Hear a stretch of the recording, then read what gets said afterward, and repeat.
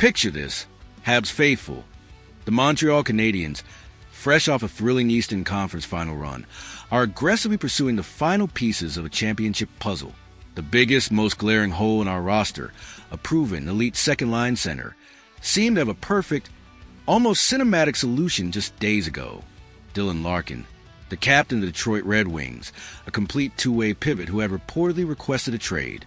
The hockey world buzzed with the tantalizing possibility of Larkin in a Canadiens jersey, transforming our top six and accelerating our Stanley Cup window. But now, in a cruel twist of fate that reminds us of the brutal realities of NHL roster construction, that dream has been shattered.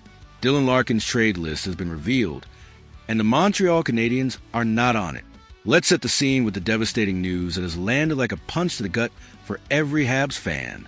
Helene St. James of the Detroit Free Press reported on Monday that Dylan Larkin, armed with a full no-trade clause, has submitted a list of only 3 teams to which he would accept a trade: the Florida Panthers, the Minnesota Wild, and the Vegas Golden Knights. The Montreal Canadiens, despite our ascending young core, our passionate market, and our clear need for a player Larkin's caliber, are conspicuously absent from that list. This isn't a setback. It's a full-blown, undeniable blow to our off-season plans, forcing Kent Hughes to immediately pivot and reevaluate his strategy for acquiring that elusive second-line center. The implications of this revelation are profound and immediate. Larkin, a 29-year-old, 6'1", 204-pound left-shot center, is signed for another 5 seasons at a reasonable $8.7 million cap hit. He's a player who put up 34 goals and 67 points in 74 games this past season, a proven leader with a 52.7% face-off success rate, and a complete two-way game that would have perfectly complemented Nick Suzuki and unlocked the full potential of a player like Ivan Demidov. He was a long-term answer, the foundational piece that would have given us a center line to be reckoned with and a true top six that could compete with any team in the league. Now that dream is dead. The likelihood of the Canadiens landing Larkin this offseason has plummeted from tantalizing possibility to incredibly low, bordering on non-existent. This isn't just about missing out on a player. It's about the strategic ripple effect across the entire trade market. When a player of Larkin's caliber becomes available and then limits his destination so severely, it immediately intensifies the competition among the few teams on his list. The Panthers, Wild, and Golden Knights will now be engaged in a bidding war, driving up the acquisition cost for a player who is already expected to command a king's ransom. For the Canadiens, this means not only are we out of the Larkin sweepstakes, but the price for other top-tier centers on the trade market may also indirectly increase as teams scramble to find alternatives. Kent Hughes now faces a critical juncture. The need for a second-line center has not diminished. If anything, it has been underscored by the brief, tantalizing hope of acquiring Larkin. The free agent market remains weak, offering no comparable solutions.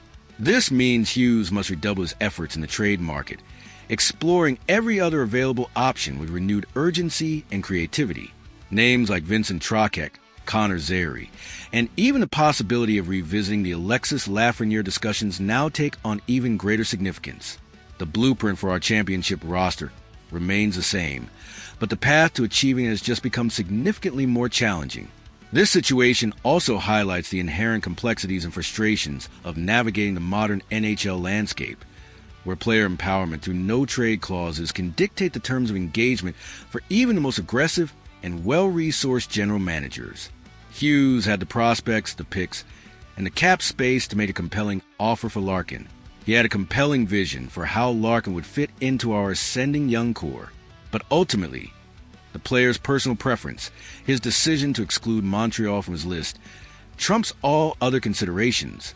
It's a harsh reminder that even the most meticulously planned strategies can be derailed by factors beyond a GM's control.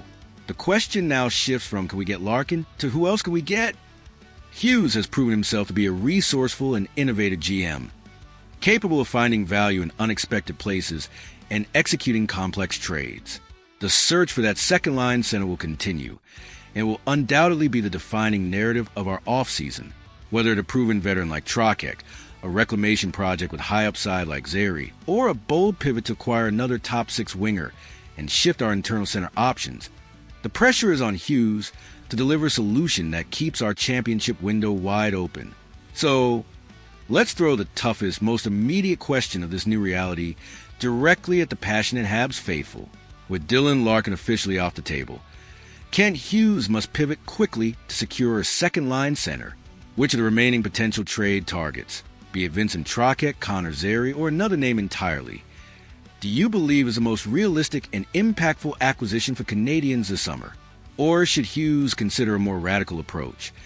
Perhaps acquiring another top-six winger and trusting an internal option like Michael Hage or Oliver Kapanen to step into a more prominent center role sooner than anticipated.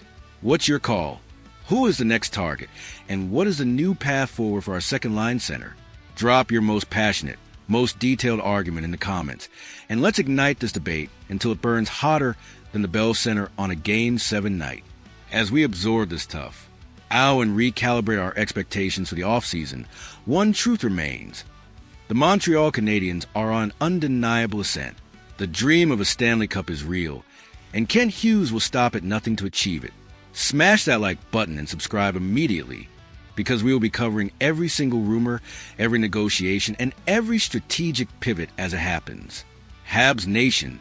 The path may have just gotten harder, but our resolve remains unbreakable. The hunt for that second-line center continues.